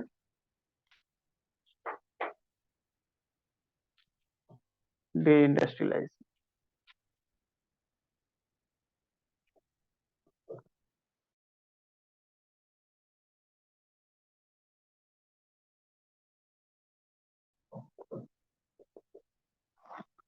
of Indian history, of Indian industry, Indian industrialisation. ঠিক আছে, সেকেন্ড নাম্বার, ইন্ডিয়া যখন ইন্ডাস্ট্রিটা নষ্ট হয়ে গেছে, ইন্ডিয়ান ইন্ডাস্ট্রিকে আর র মেটেরিয়াল কোনো, ইন্ডিয়ান যে র মেটেরিয়াল হবে সেই ইন্ডিয়ান ইন্ডাস্ট্রিতে যাবে না, তাহলে কি হবে, র material at low cost sent to England. এবার বলবে আগে তো সেন্ড করতে, হ্যাঁ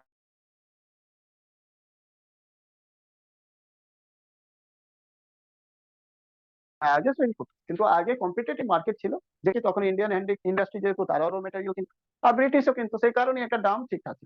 এবার মনোপলি হয়ে গেছে, ইন্ডিয়ান ইন্ডাস্ট্রি শেষ, র মেটেরিয়াল যাবে কোথায়, র মেটেরিয়াল কে কিনবে, যা দাম দেবে তাতেই বিক্রি করতে হবে।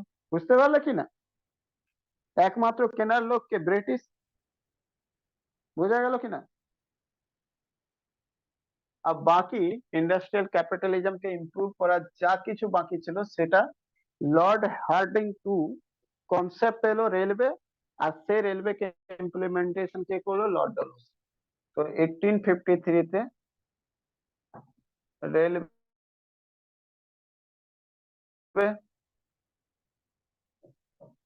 ট্রান্সপোর্টেশন শুরু হলো। ঠিক আছে, রেলওয়ে ট্রান্সপোর্টেশন যেটা রয়েছে সেটা আরো কি করলো, ব্রিটিশ ক্যাপিটালিজমকে ইমপ্রুভ করে দিল। বুঝতে পারলে কিনা, ব্রিটিশ ক্যাপিটালিজমকে ইমপ্রুভ করলো 16 তারিখে। ঠিক আছে, চলো বাদ বাকি ফাইন্যান্সিয়াল ক্যাপিটালিজম 3 নম্বর, ফাইন্যান্সিয়াল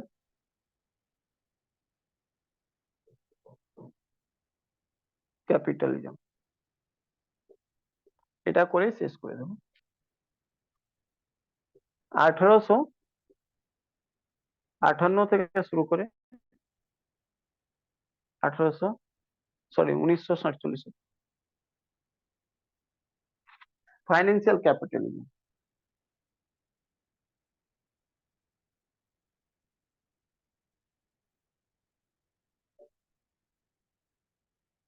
ফাইন্যান্সিয়াল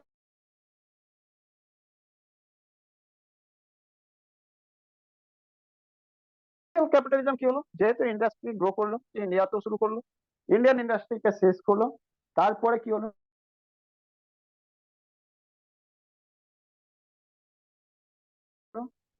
তো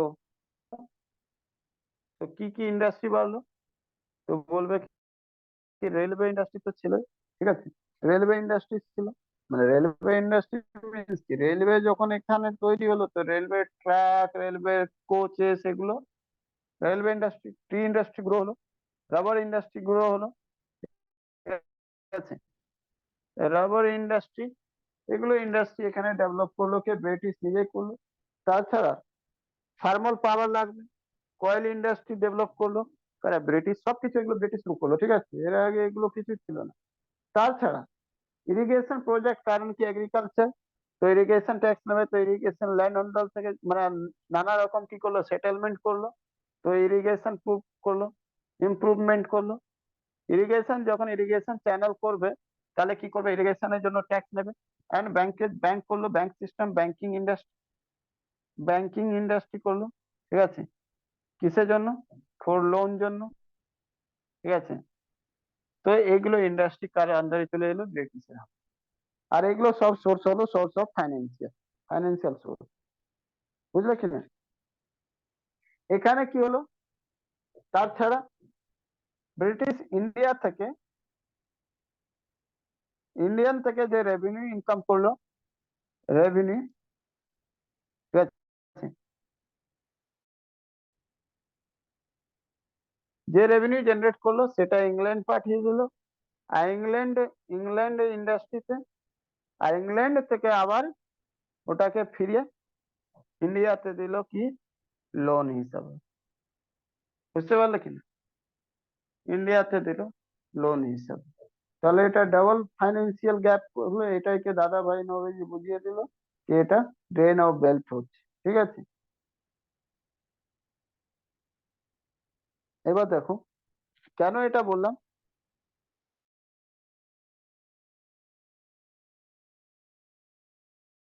টিল 1850, 1858 পর্যন্ত ইন্ডিয়ান লোন যেটা ছিল 60 কোটি, বুঝলে, ইন্ডিয়ান লোন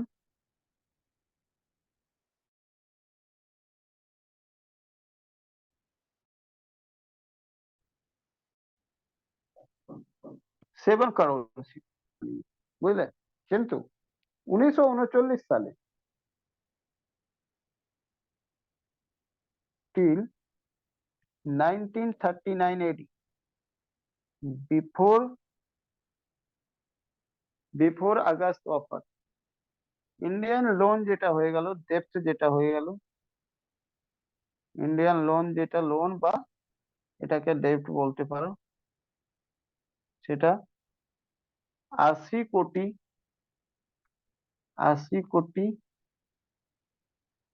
40 লাখ হয়ে গেল, বুঝতে পারলে, কিছু জিনিসটা বোঝা গেছে কিরকম অবস্থা হলো, ফাইন্যান্সিয়াল ট্র্যাকের মধ্যে ফাঁসিয়ে দিল। যাই হোক, রিসেন্টলি এটা নিয়ে, ইন্ডিয়ান ডেপ্ট নিয়ে ইয়ে ওয়ার্ল্ড ব্যাংক না, আইএমএফ আইএমএফ এর একটা গাইডলাইন আছে, ইন্ডিয়ান ডেপ্ট যে পরিমাণে বাড়ছে, যদি কন্ট্রোল না করা যায় তো খুব খারাপ সিচুয়েশনে ইন্ডিয়া যেতে পারে, ঠিক আছে, কারণ ইন্ডিয়ান ডেপ্ট খুব বেশি বেড়ে গেছে, বুঝলে, মোটামুটি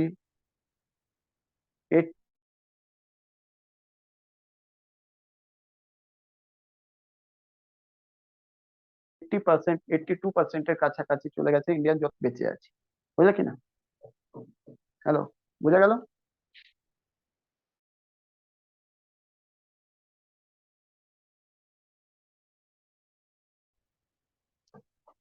আজকে এই পর্যন্ত শেষ। First phase means first economic influence, আমরা ব্রিটিশ কলোনাইজেশন আমরা দেখি, ঠিক আছে? এটা বড় ফেজ রয়েছে, ওই জন্য একটু টাইম লাগবে।